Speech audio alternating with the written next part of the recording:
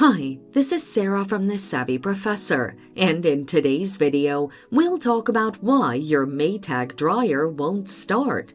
Watch the video until the end to learn how to do this and more. The following are some of the reasons why your Maytag dryer won't start. Number 1, power issues. Number 2, faulty start switch. Or number 3, the door isn't fully closed. Here's how to fix the issues. Check the power supply. First, ensure your Maytag dryer is connected firmly to the power outlet. Then, ensure you're not using an extension cord. This is because an extension cord may cause a voltage drop, preventing your dryer from starting. After that, confirm that the circuit breaker hasn't tripped. If it has, switch it on. If this doesn't work, replace the start switch. Press the start button. If no sound is produced, the start switch may be damaged.